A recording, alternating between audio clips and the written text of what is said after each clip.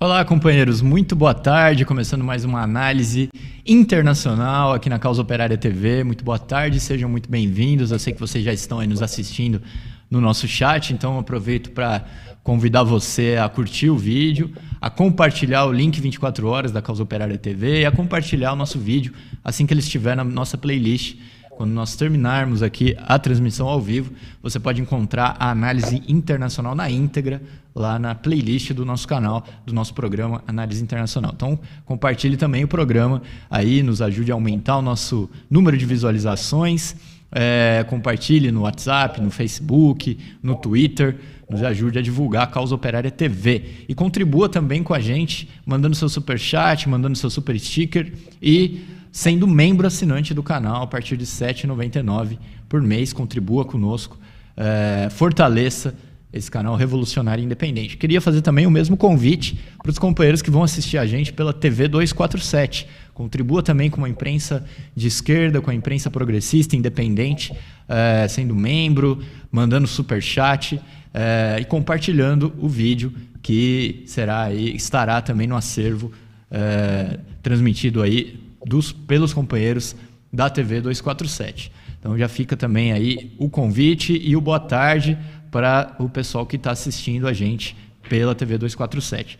Bom, hoje o tema da análise internacional é Bolívia, volta à democracia. E antes de eu passar a palavra para o companheiro Rui, mostrar aqueles produtos da loja do PCO que eu tenho mostrado aqui, a linha dos 80 anos do assassinato do Trotsky, essa camiseta maravilhosa aqui. Né? Além da camiseta, nós temos pôsteres, isqueiro, tem caneca de porcelana, tem caneca de vidro aqui, essa aqui de cerveja, chopp, né? Um boné também você pode encontrar na loja do PCO.com, tem display, tem bottom, chaveiro, imã de geladeira, tudo da coleção dos 80 anos do assassinato do Trotsky. E além dessa linha do Trotsky, você encontra também outros produtos. Tem livros, folhetos do PCO exclusivos, outros canecas, camisetas, bottoms com outras estampas, chaveiros, tudo isso na loja do PCO.com e também as nossas publicações, como o jornal Causa Operária. Você encontra não apenas a edição, que essa daqui é a 1130, mas também você pode entrar em contato para adquirir edições anteriores do jornal e cadernos culturais que são vendidos separadamente com temas aí especiais sobre cultura e arte. Bom, eu vou passar então a palavra para o companheiro Rui e a gente volta depois com as perguntas dos companheiros que estão nos assistindo. Boa tarde, Rui. Boa tarde, Henrique. Boa tarde a todos. Hoje nós temos aqui um tema muito importante, né, muito significativo e que tem um significado particular para a situação brasileira e latino-americana. Né? Nós temos acompanhado minuciosamente o desenvolvimento da situação política latino-americana, né? Caracterizamos num dado momento, depois do golpe de Honduras, que o imperialismo norte-americano e o imperialismo em geral haviam mudado a sua política pelo menos para a América Latina, né? Mas nós destacamos também que essa política tem um caráter geral, um caráter universal, que é uma inflexão do imperialismo para a realização de golpes de Estado em todo o continente contra, né, o crescimento do nacionalismo burguês, expresso em figuras como os Kirchner na Argentina, Lula no Brasil, o Rafael Correa no Equador, né, o Evo Morales na Bolívia e o chavismo na Venezuela. Né? No momento em que esse golpe ele é realizado em Honduras, é o momento em que o crescimento, né, da onda nacionalista é muito grande. E, inclusive, é um momento em que o PT do Brasil, o governo brasileiro, procura, né, procura intervir no programa, no panorama político latino-americano, auxiliando as forças da esquerda nacionalista em vários lugares. Né? Os casos que ficaram mais evidentes na época foram Peru e El Salvador. Né? O PT também procurou se colocar, principalmente o Lula, diante do golpe em Honduras. O golpe em Honduras marcava uma mudança na posição. Quer dizer, o imperialismo, de conjunto, havia tomado a decisão de acabar com esses governos nacionalistas para impor aí uma política neoliberal de maior intensidade. Né? Então, nós tivemos depois o golpe no Paraguai, tivemos o golpe no Brasil, tivemos um semigolpe, um golpe branco que não conseguiu se desenvolver plenamente na Argentina, né? E assim por diante. Uma série de episódios golpistas mostrando essa mudança de orientação. O golpe boliviano foi o último golpe dessa série, né, por um motivo lógico. Né? Nós temos que considerar os governos nacionalistas, todos que apareceram na América Latina, não tanto do ponto de vista da sua ideologia, do que eles pretendem fazer, de qual é o nível de integração que eles têm com a burguesia de cada país, mas principalmente do ponto de vista do movimento que os levou ao poder. Né? É esse movimento, fundamentalmente, que explicita o conteúdo dos diversos governos. Então, por exemplo, na Argentina, nós tivemos aí uma situação de grande crise social, né, com o argentinaço, né, no ano 2000. A situação econômica e social do país era uma situação catastrófica, e isso daí obrigou, né, a burguesia a aceitar um governo de reformas sociais que colocasse um paradeiro na situação. Na Bolívia, né, a situação foi ainda mais intensa, houve uma verdadeira revolução, houve uma insurreição popular que derrubou o governo pró-imperialista do momento, né, o governo da direita alinhado com o imperialismo, e isso daí deu lugar a um governo de características ainda mais populares. Né? O Evo Morales não era um político tradicional, como é o caso do Néstor Kirchner na Argentina, que era um político, tudo bem, um político provinciano, mas um político tradicional do peronismo argentino. Já o Evo Morales era um líder cocaleiro, né? Um líder uma espécie de sindicalista de um setor do campesinato boliviano, que quando nós falamos em campesinato na Bolívia, isso aí se confunde com a população indígena, que compõe esse campesinato. A subida do Evo Morales ao poder marcou uma radicalização maior. Nós já tínhamos visto a intensa crise política na Venezuela, que acabou levando a uma enorme radicalização, né, a reação ao golpe imperialista e tudo mais. Então, nós vemos aí que em cada país há uma intensidade maior ou menor desse panorama de crise da política neoliberal que leva os governos nacionalistas ao poder. Né? Cria-se uma verdadeira onda política e o imperialismo começa a desmantelar essa onda política a partir do golpe de Honduras. Foi meio que um momento em que o imperialismo acendeu um sinal vermelho ao desenvolvimento dessa onda. A questão que se coloca na Bolívia, né, é a seguinte, né? O caso boliviano marca uma mudança radical na política de golpes de Estado, marca um retorno à situação anterior. Eu li aí alguns balanços que foram feitos pela esquerda, né? Um dirigente do PT fala que o caso da Bolívia prepara a segunda onda de reformista dentro da América Latina. Segundo ele, a vitória eleitoral do partido do Evo Morales, o MAS, marca o fim dos golpes de Estado. Será verdade isso daí? Né? Queria colocar também uma posição oposta que eu vi da esquerda boliviana. Na esquerda boliviana, um partido antigo, né? Agora muito enfraquecido, que foi um dos grandes representantes do trotskismo latino-americano, que é o Partido Operário Revolucionário da Bolívia, o POR. Dirigido durante décadas pelo Guilherme Loura, que foi o seu principal dirigente, o seu principal estrategista e teórico, né, formulador do programa do partido. Morreu há algum tempo atrás. Esse partido, que é um partido tradicional da esquerda, talvez o mais tradicional da esquerda boliviana, da chamada extrema esquerda boliviana, considera que é exatamente o contrário, né? Eles acham que o governo Evo Morales já era um governo muito direitista, antipopular, antidemocrático e pró-imperialista, né?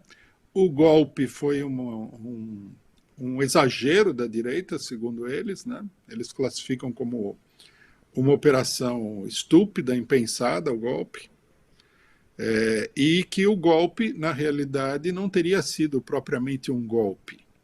O que teria acontecido com o Evo Morales é que teria tido uma rebelião popular, um levantamento popular, e esse levantamento popular teria sido confiscado politicamente pela direita, que atrapalhou o desenvolvimento da luta das massas. O governo Arce seria a continuação do governo Evo Morales, né? Ou seja, um governo igualmente direitista do que o do Evo Morales, e, num certo sentido, seria também uma espécie de continuação do governo golpista. Quer dizer, nada teria mudado nesse panorama da Bolívia, né? Nós aqui acreditamos que todas as duas avaliações, que estão em polos opostos, né, de uma análise da situação, são equivocadas. Nem há um retorno à democracia e segunda onda do nacionalismo, e nem há a continuação exata do que estava acontecendo anteriormente, né?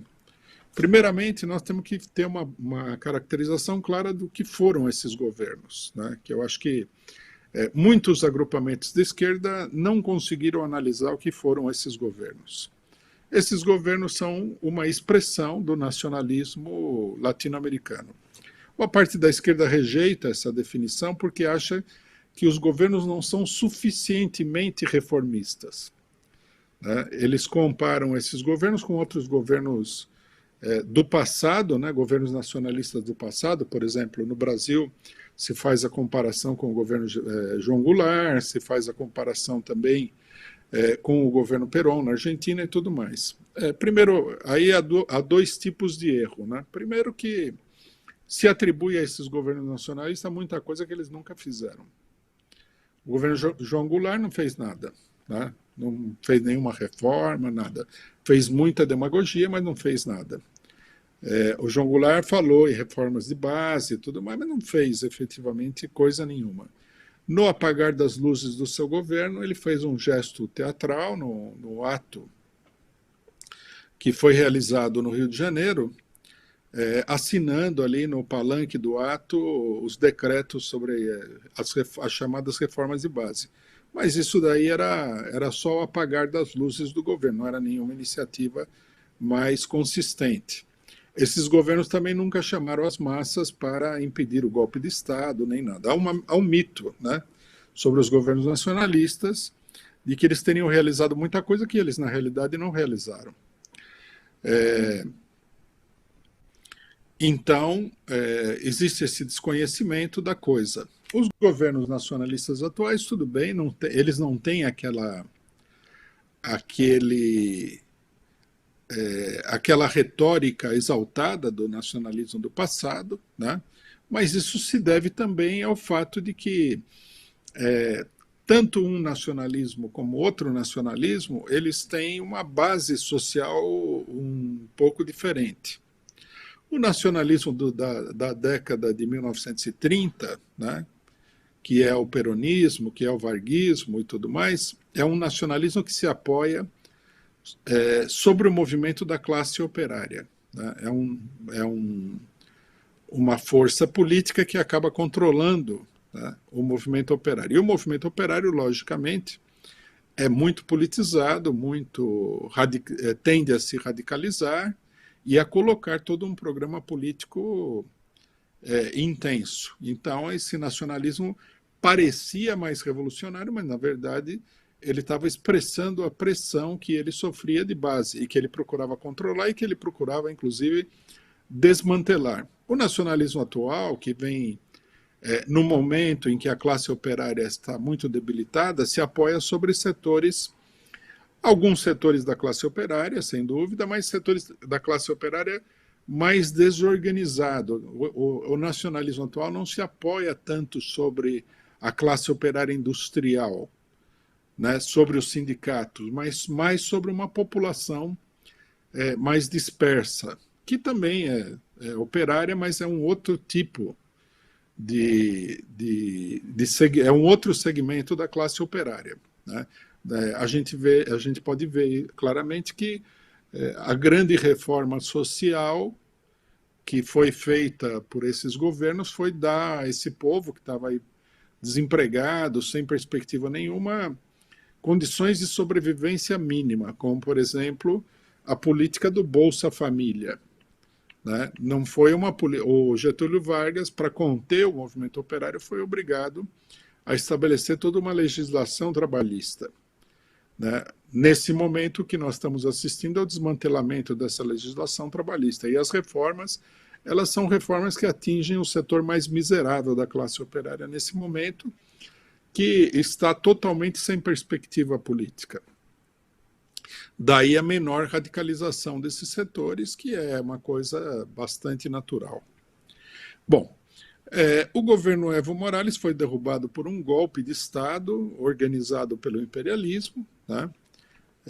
Muita gente falou que o Evo Morales criou as condições para o golpe porque ele tentou o quarto mandato. Tudo isso daí é uma história falsa. Né? O golpe já vinha de longa data. Ninguém vai dar um golpe assim de uma hora para outra. E o objetivo do golpe era, evidentemente, erradicar, né, o conjunto do nacionalismo burguês. Bom,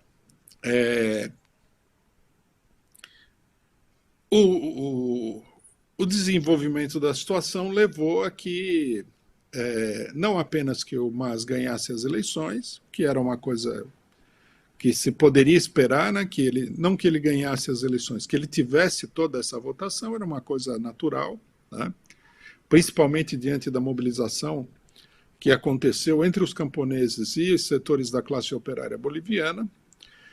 O que foi mais ou menos inesperado foi que a direita deixasse o candidato do MAS ser eleito e tomar posse. Né? Isso só pode ser explicado pelo fato de que tanto o imperialismo como a direita considerou que a situação não era segura para manter um governo baseado num golpe de Estado. Quer dizer, esse governo, para governar, teria que partir para uma intensa repressão contra a população, que se mobilizou amplamente na Bolívia, e essa operação se mostrou inviável nesse momento. Né? Quer dizer, nós não podemos presumir que toda vez que a burguesia vai tentar dar um golpe de Estado, as condições estão maduras para uma ampla repressão. Né? Vejam vocês que, quando foi dado o golpe de Estado no Brasil, em 1964, o país já tinha passado pela experiência do golpe de 1954, 10 anos antes, contra o Getúlio Vargas. Quer dizer, foi necessário desenvolver a situação para que o conjunto da burguesia e um setor expressivo da classe média dessem apoio à repressão do golpe militar. Então, nós vemos aí que não...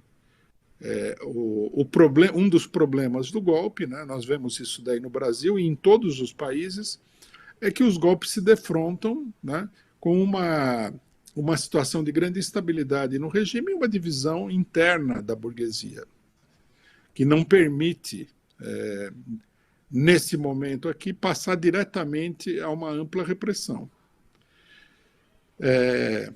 Agora, o fato de que a burguesia tenha sido obrigada a recuar do golpe, né, momentaneamente, significa que os golpes todos estão derrotados, que a vontade popular se impõe, etc. e tal. Não. Essa é uma ilusão e, em grande parte, é uma colocação demagógica de vários setores, né, que, na realidade, estão, por exemplo, no Brasil, principalmente, num beco sem saída. Né? Eles não querem partir para cima do Bolsonaro, eles não querem romper com a direita golpista, né? Veja-se os apelos sistemáticos à Frente Ampla, e, portanto, a única esperança que eles têm é que possa haver uma eleição com um candidato esquerdista, né? Uma boa parte dessa esquerda, das direções de esquerda, querem um candidato moderado, e que isso daí faça com que a situação retorne ao normal, né?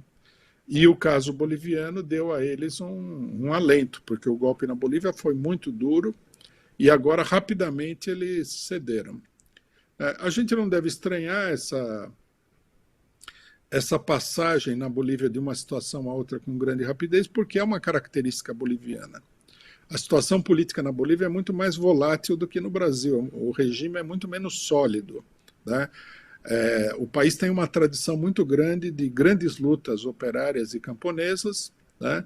E muitos golpes de Estado e reviravoltas políticas. Quer dizer, a Bolívia é como um filme que passasse assim em velocidade alterada, né? Em comparação, por exemplo, com o Brasil. Então, nós temos que levar em consideração isso daí quando a gente vê. A burguesia recuou de uma maneira puramente, digamos assim, como uma manobra política, né? E aqui nós vemos que se forma um certo padrão na América Latina, um outro padrão, que é um padrão intermediário entre a situação anterior e os golpes de Estado, que é o surgimento de governos de esquerda, genericamente falando, com personalidades que encabeçam o governo e coligações políticas muito direitistas, né? É o caso da Argentina, com Alberto Fernandes,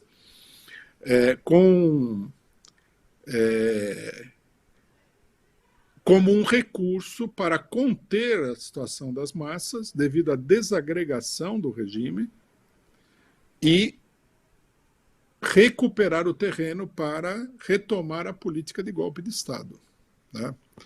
A burguesia ela não quer uma política reformista, nem mesmo muito moderada. Ela permite, em alguns casos, como foi o caso da Argentina, que esses governos cheguem ao poder, mas a luta que deu lugar, né, ao governo Macri, por exemplo, ela vai continuar, ela está, na realidade, continuando, né? O governo boliviano é uma espécie de governo Alberto Fernandes. Ele é um governo da ala mais direitista do MAS, né? Esse governo fez um acordo, assim como na Argentina também, a esquerda fez um acordo com a direita para poder governar. E a direita aceitou esse acordo porque a situação é uma situação muito dramática do ponto de vista econômico e social. Na Argentina, o governo Macri chegou no fundo do poço. A vitória dos peronistas foi uma vitória bastante ampla. Quer dizer, para manter um governo de direita naquelas condições, seria preciso usar a força de uma maneira que não seria viável para sustentar um regime político. A mesma coisa acontece na Bolívia, né? É preciso controlar e desfazer a rebelião popular para dar estabilidade ao regime político, né? E a direita acredita que esse governo, o governo Luiz Arce, vai fazer isso daí, e eu acho que essa é a função fundamental do governo, acalmar as coisas, né, e trazer a situação de novo para um patamar em que a burguesia possa controlar a coisa. Não há nenhuma reversão do golpe de Estado, isso aí é alimentar uma ilusão extremamente perigosa, né? Nem mesmo considerando o caráter direitista do governo boliviano, que é muito direitista, o pessoal vai ver isso aí.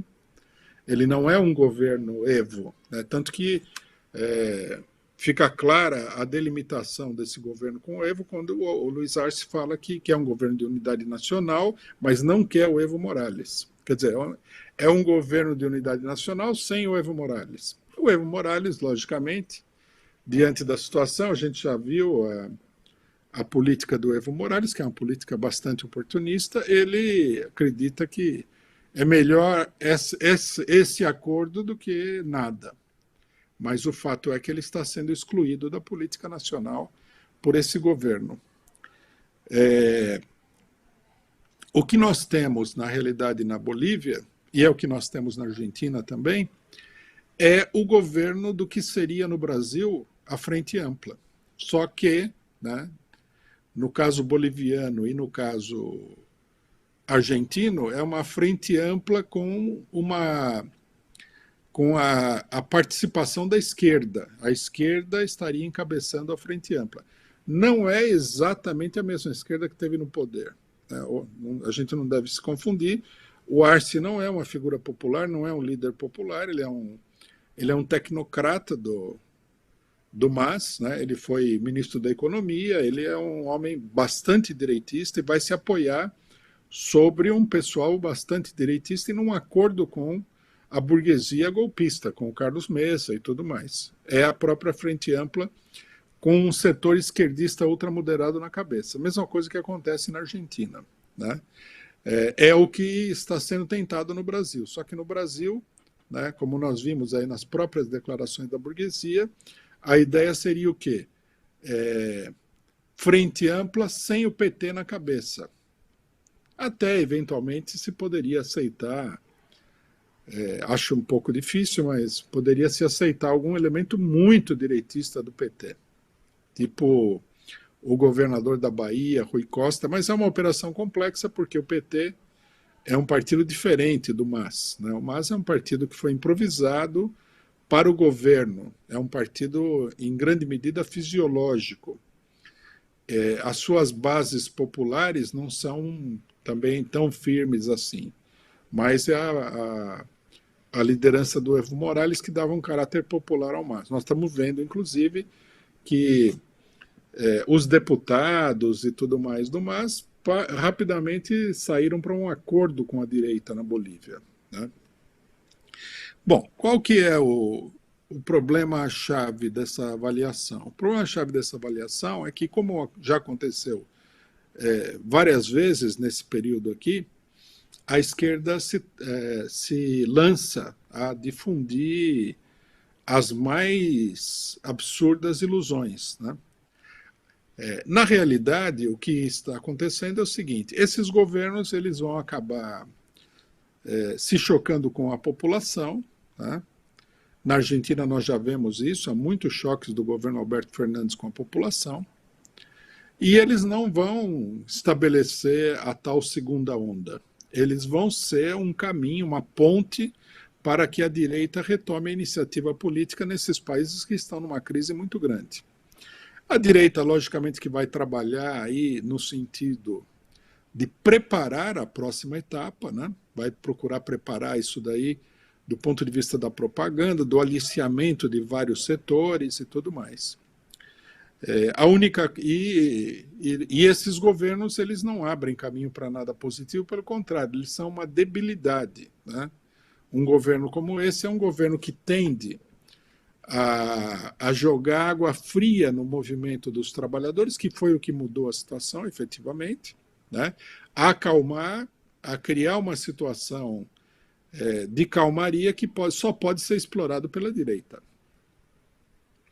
né? E nesse caso aqui, nós não vamos esperar 10 anos para ver essa exploração, faz parte de um processo contínuo que está acontecendo. É importante notar que só ali onde a situação chegou no fundo do poço, do ponto de vista econômico-social, é que houve essas mudanças. E essas mudanças são mudanças muito relativas, né?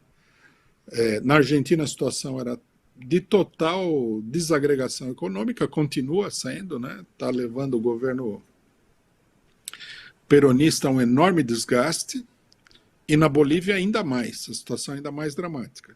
Mas nos outros países, o que nós temos, e que estão numa situação menos dramática do ponto de vista da crise econômica e social, o que nós vemos é o avanço sistemático da direita.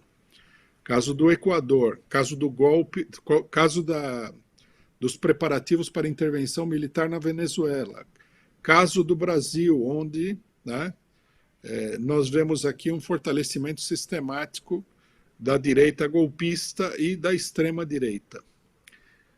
Na Bolívia também, a extrema-direita meio que decidiu não assinar embaixo do acordo, né?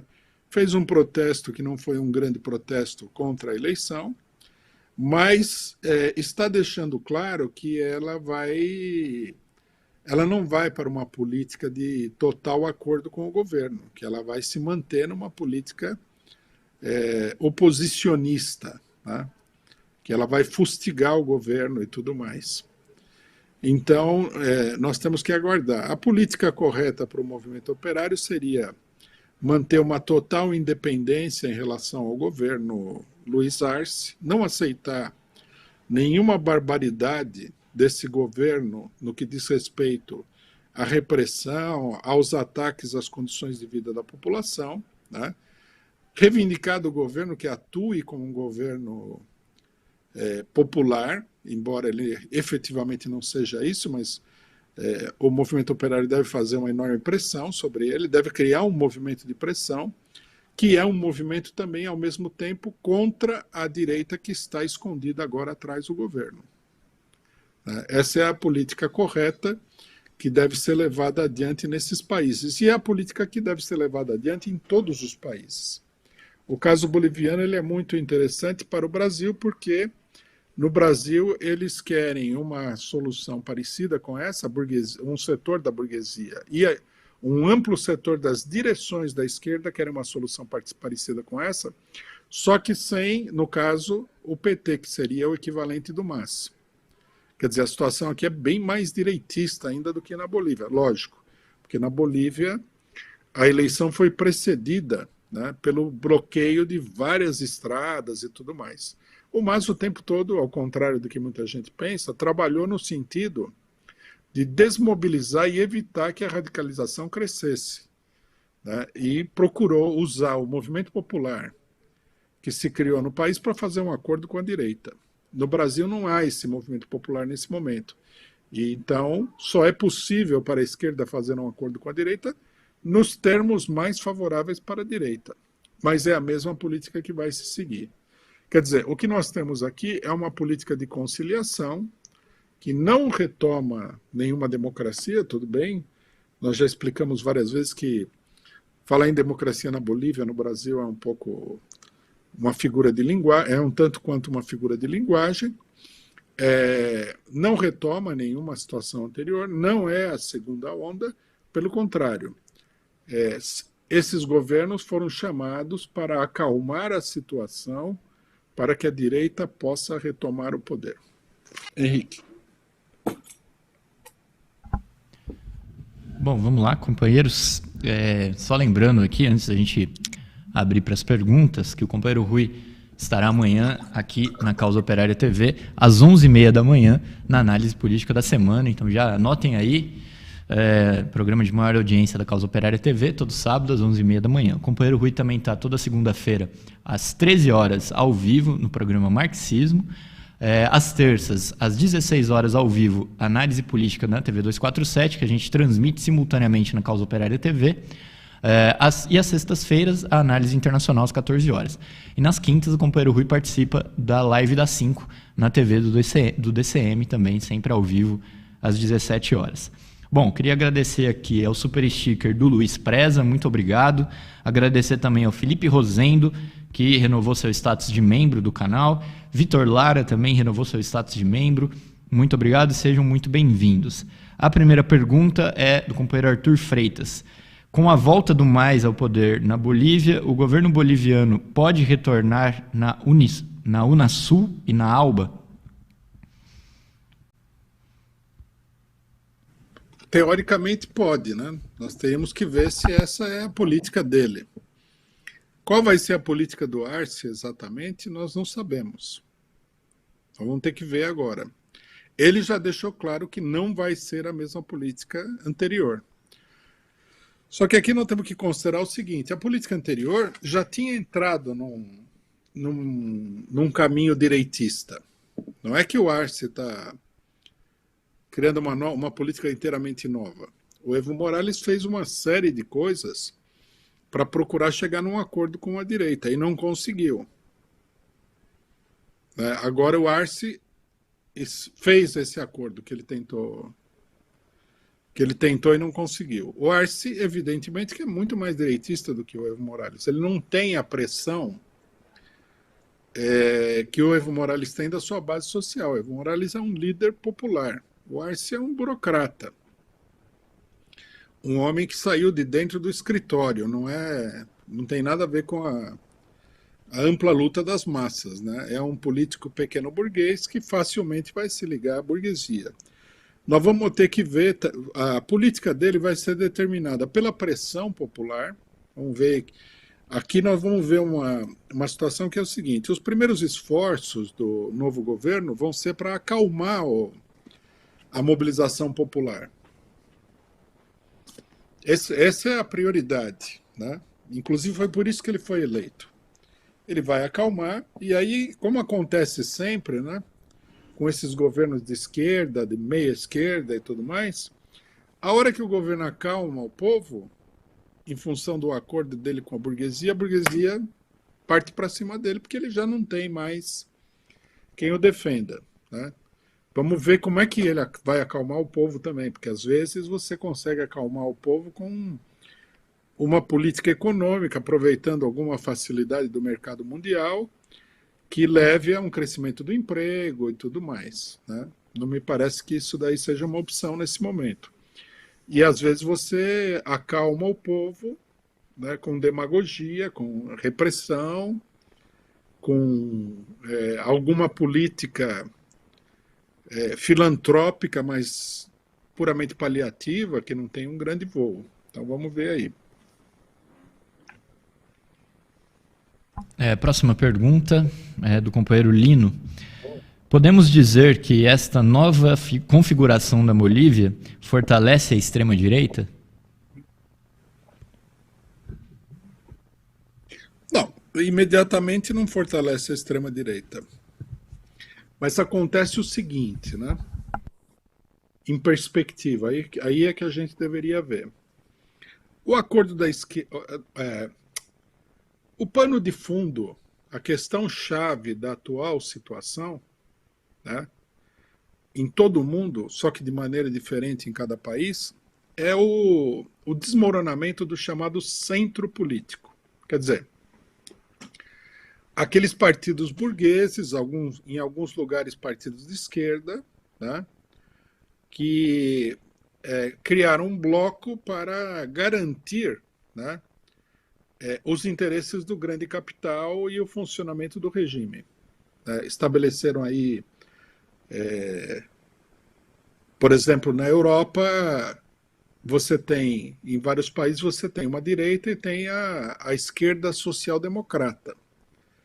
Esses dois partidos compõem o centro político efetivamente na Europa. No Brasil, o centro político seria PSDB, DEM e MDB e outros partidos associados. O PT, ele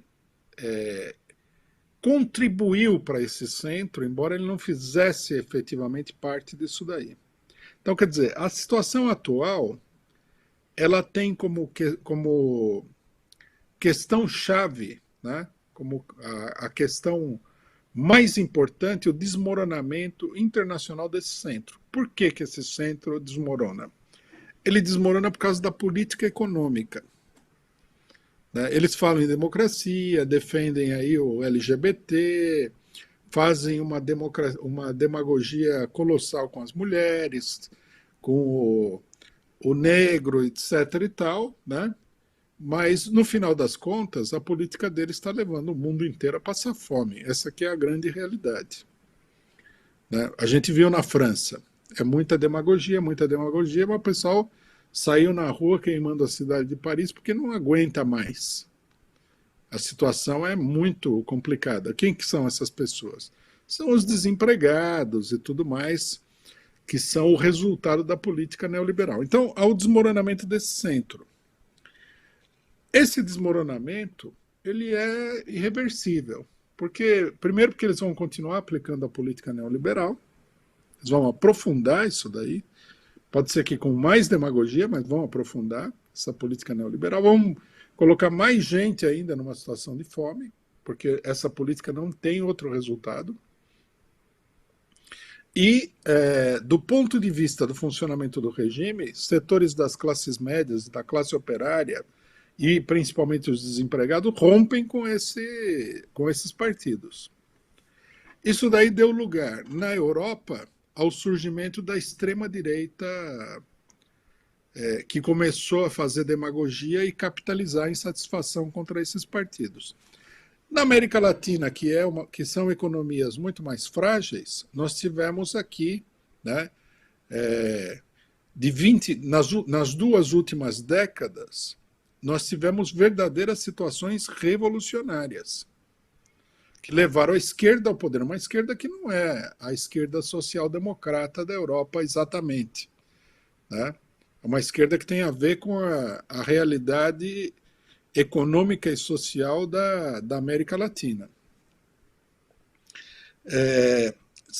Na medida que a esquerda, né, vá para um acordo com esse centro político, e essa é a política da Frente Ampla, a esquerda vai sofrer, né, ainda mais do que a burguesia, os efeitos da desbarrancada desse centro político. Então, o que acontece? No caso boliviano, formou-se essa Frente Ampla. O governo Luiz Arce vai levar adiante a política da Frente Ampla, que é o quê? A política da burguesia. Provavelmente não, com certeza não vai ser uma política tão agressiva quanto seria de um governo de direita na Bolívia, porque nem o governo de direita conseguiria fazer isso daí. Mas ele vai fazer isso. E o que vai acontecer? Que mais cedo ou mais tarde ele vai começar a se decompor totalmente, né? Na realidade, o MAS já está se decompondo. Se a esquerda boliviana, né, que é muito sem noção, eu dei aqui a posição do POR boliviano, que é uma posição totalmente equivocada. Se a esquerda boliviana, né, a esquerda do MAS, não tiver uma política independente, mas uma política que seja razoável, seja correta, né, no sentido de que as massas façam uma experiência, se agrupem em outro polo, etc. e tal, o que vai acontecer é que quem vai se beneficiar da crise inevitável que virá é a extrema-direita. Até porque a extrema-direita é uma força burguesa, tem dinheiro, é mais organizada, mais poderosa, etc. e tal. Nesse episódio do golpe de Estado na Bolívia, a esquerda fracassou totalmente. A esquerda deveria ter se levantado contra o golpe, deveria ter exigido a volta do Evo Morales, que é a posição democrática. Mas aí você vai ver a esquerda, o Evo Morales é um traidor, etc. e tal. Isso significa que você não está disposto a respeitar a vontade popular. Então você acaba se alinhando aos golpistas. Com essa política aí, quem vai ganhar é a extrema-direita, porque o regime político vai se afundar ainda mais, a crise vai aumentar e a esquerda não é alternativa. Se a esquerda não é alternativa, quem vai faturar é a extrema-direita. É o que estão tentando fazer no Brasil também. Se no Brasil toda a esquerda se alinhasse com a Frente Ampla, quem iria faturar é a extrema-direita, mesmo que ela seja retirada do governo.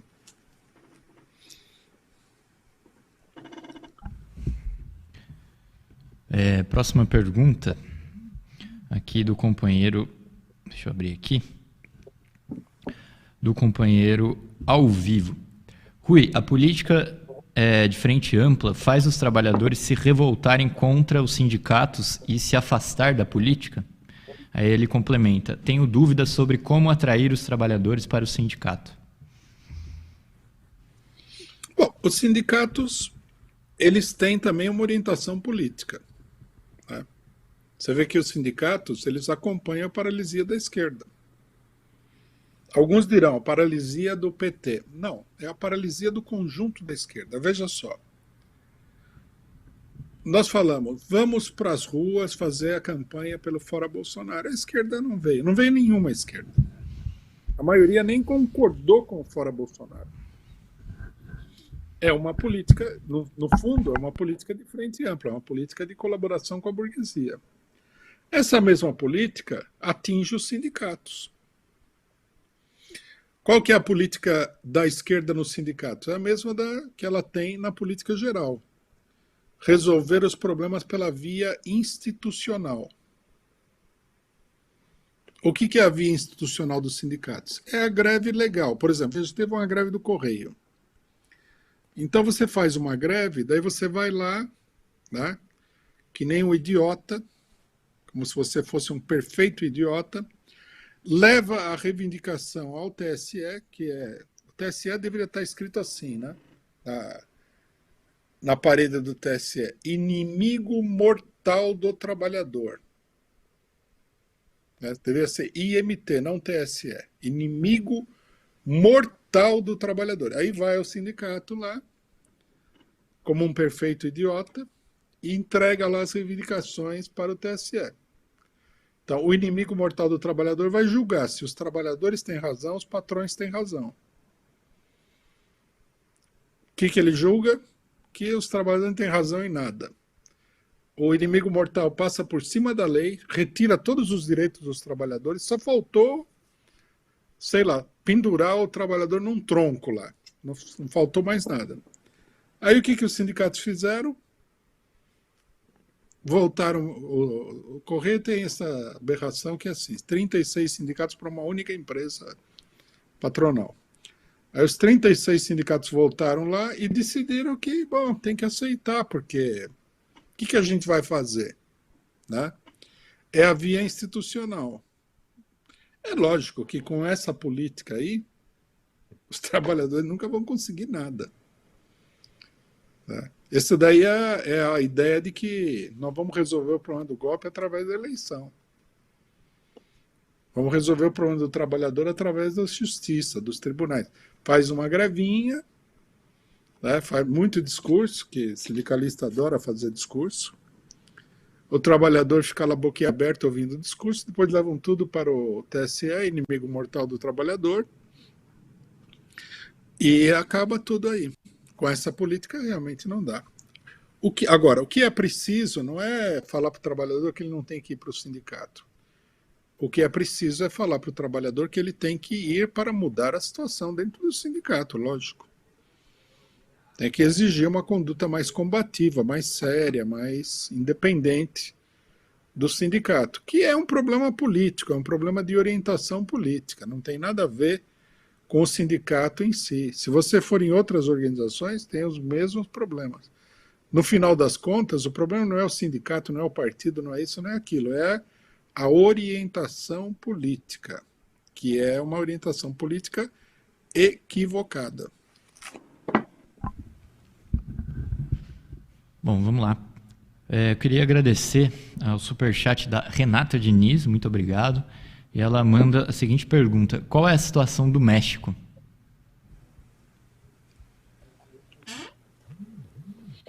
A situação do México é um pouco parecida com a situação da Argentina e da Bolívia. Ganhou lá um governo de esquerda ultramoderado. É uma espécie de frente ampla também.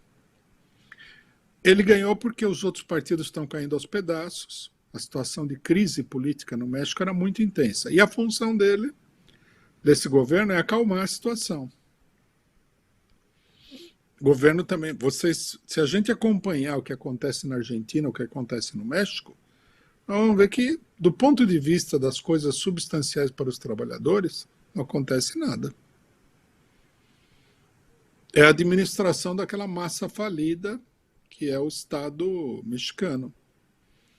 Paga a dívida com os bancos, né? Segue mais ou menos a política do FMI. Na Bolívia nós vamos ver isso aí também. Vai ser um governo bem comportado do ponto de vista das instituições econômicas do imperialismo.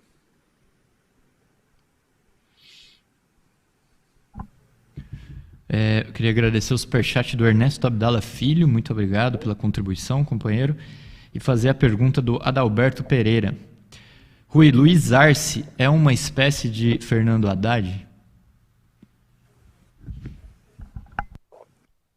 Ele é uma espécie de Fernando Haddad, quer dizer, um político pequeno burguês, né? Dentro de um partido de esquerda que tem uma base operária. Ele não faz parte da ala operária do partido, camponesa, nada. Só que, provavelmente, né, Fernando Haddad é um elemento bem direitista do PT, a gente já viu várias coisas aí, né? Inclusive o apoio à Frente Ampla. Mas me parece, né, pelo que tudo que eu vi, que o Arce ele é mais direitista do que o Fernando Haddad, que ele seria uma espécie de um desses governadores do PT, tipo Rui Costa, ala direita do PT. Ele é um elemento muito mais integrado com a burguesia do que o Fernando Haddad. Porque o Fernando Haddad ele foi prefeito, logicamente que ele conviveu, estabeleceu relações aí com a burguesia paulistana, mas ele não dá para a gente dizer que ele é uma pessoa que tem uma certa confiança da burguesia, né? Isso não foi ainda estabelecido, né? Não estou dizendo que sim, não estou dizendo que não, mas também não estou dizendo que sim. Então, o Arce não, o Arce já é uma pessoa bem mais confiável. Tanto que a burguesia golpista da Bolívia fez o acordo com ele. Não é que eles quisessem um acordo. Aqui a gente não pode cair numa confusão que é a seguinte: ele não é um Lenin Moreno. Lenin Moreno é o cara que deu o golpe. Ele é um Alberto Fernandes, ele é um direitista que foi eleito agora para acalmar a situação, né? É diferente, não é um elogio, né? Quando a gente faz análise, não estamos nem elogiando e nem, como é que se diz, difamando ninguém. Nós estamos procurando analisar a coisa de um ponto de vista concreto para que seja útil para estabelecer uma política, né? Então, por exemplo, no caso do Lenin Moreno, a palavra de ordem, desde o primeiro momento que ele começou a fazer aquelas estrepulias no Equador, a palavra de ordem seria fora Lenin Moreno. Novas eleições, etc. e tal. Do Arce seria um erro levantar fora Luiz Arce. Seria um erro brutal. Tá, e aí vocês veem que a caracterização ela não é uma caracterização acadêmica. Ela tem a ver com a formulação da política, né? Uma pergunta aqui que tem a ver com a situação nacional, mas eu acho que vale para a América Latina de um ponto de vista geral, da Andrea Teles. Rui, como podemos voltar ao governo nacional com o Brasil tão destruído se não unimos todos os movimentos? Vale a pena continuar brigando entre nós e deixar mais destruição? Até quando aguentamos? O problema não é brigar entre nós, né? Eu nem acho que o problema é briga.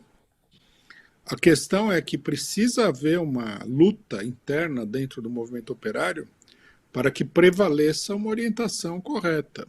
No momento, a orientação que está prevalecendo é a seguinte: não vamos fazer nada nas ruas, vamos para as eleições. Uma boa parte da esquerda acha que na eleição o Lula não deveria ser candidato, apesar de que ele é o único candidato forte que a esquerda tem. e é o candidato proscrito pela direita, porque você vai escolher um candidato aí, um Luiz Arce, é uma política de acordo com a direita, não é uma política de derrota da direita. Então, quer dizer, é necessário uma luta política para que a orientação correta se imponha. Se não houver luta, a orientação que vai se impor é o que está acontecendo agora. É uma política de profunda conciliação com a burguesia. A função da luta política é essa, é orientar o movimento. Uma coisa é você arrumar picuinhas, né? Falar coisas que não tem nada a ver com a realidade da situação política. Outra coisa é você debater e travar uma luta em torno da orientação mais correta para o movimento, né? Nós somos favoráveis a unificar a esquerda. Agora, a esquerda vai se unificar? Nós lançamos uma palavra de ordem que é a seguinte: vamos lutar para que o Lula seja candidato, né? E que a candidatura dele seja a candidatura de unidade de toda a esquerda.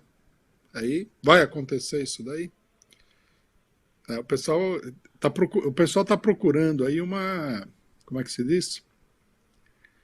Uma saída desse negócio, que é difícil, né, de sair. Uns vão falar, bom, tudo bem, mas aí ele não vai ser candidato, porque legalmente ele não pode, mas nós estamos chamando a lutar para que ele seja candidato. Aí eu já vi aparecer a burguesia marota, né? Fala assim, não, porque o Boulos é uma alternativa ao Lula. Essa é uma coisa mais ridícula que eu já ouvi na minha vida, e olha que, pelo meu tempo de vida política, eu já ouvi muita coisa ridícula. Mas eu não vejo que haja nenhuma saída fora de uma luta de ideias, uma luta política para definir qual é a orientação que o movimento tem que assumir. Rui, eu vi hoje brevemente uma notícia de que algumas indústrias estão saindo da Argentina, né? Parece que a Danone, parece que mais uma agora me perdi aqui qual que era, mas essas multinacionais, né? Isso daí seria um boicote ao Fernandes, ou não dá para saber ainda? Não. Não é um boicote. A situação da Argentina é uma situação muito delicada, né? O país está falido. Então as empresas olham o problema da garantia do seu investimento, do retorno, tudo mais. É isso que está acontecendo. Por isso que o Fernandes está no governo. Porque a situação é muito crítica, a direita não conseguiria administrar. Se você for administrar a situação boliviana ou argentina com os métodos da direita, você vai intensificar a crise social, a luta de classes. Então eles colocaram aí o governo, que é um governo calmante, né? É um governo para acalmar a população, para depois vir com uma outra receita.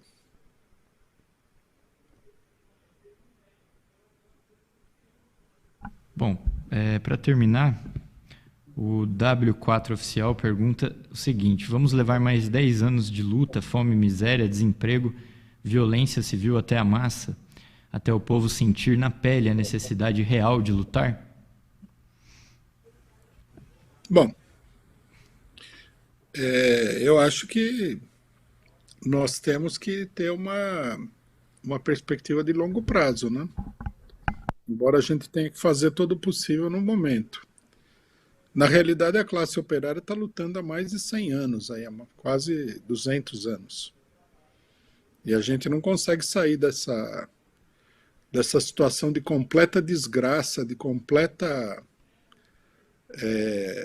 decadência, desmoronamento, caos social e político que é o capitalismo, né?